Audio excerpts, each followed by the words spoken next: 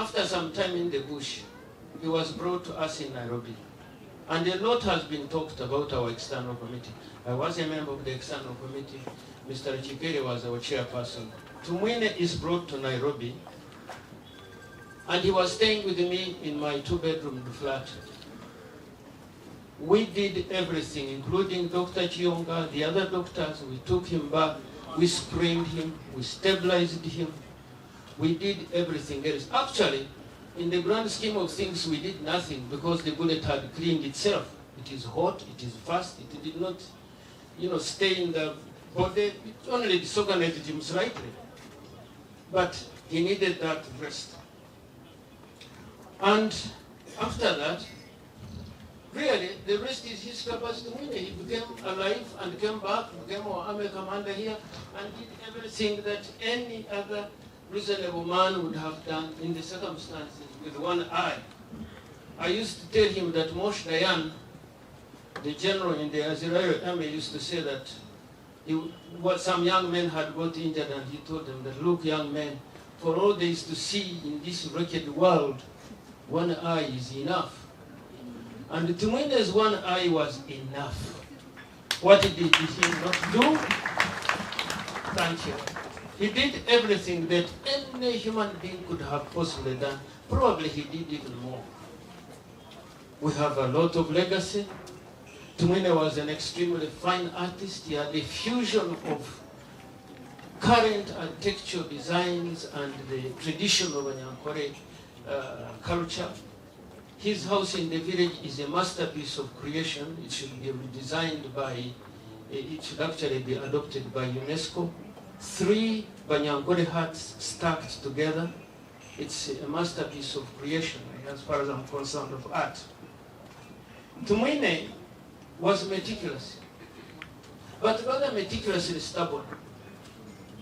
Tumwine could insist on certain things that in some cases he would say, no, Tumwine, you are wrong. But he was so stubborn that he would want to see it at the end. If not, do an experiment and see whether it works or doesn't work.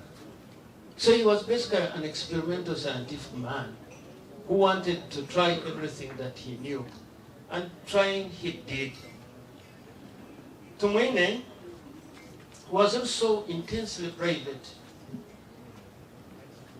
I once confronted him when we were burying his aunt, Aunt Justine's mom,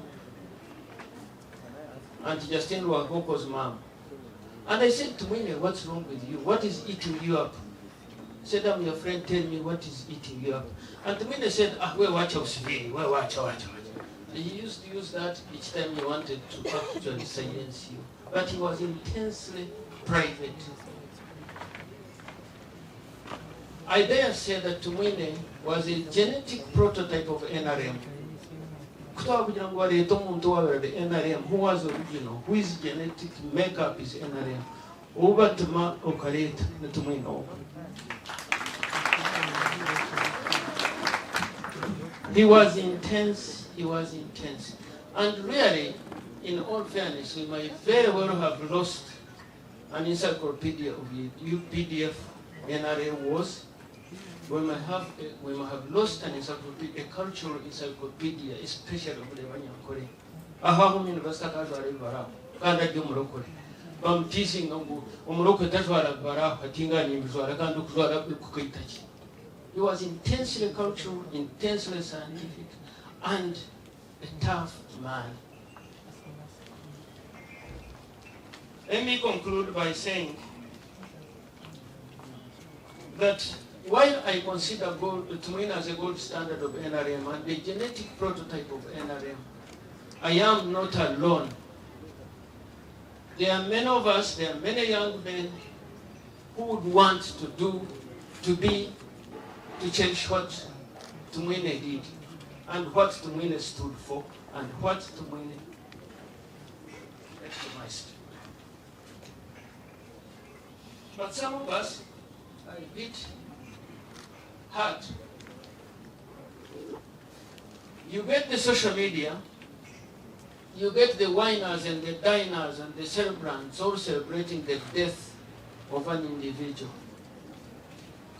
But know ye all lumpens, comparadors, that the spirit of Tumwine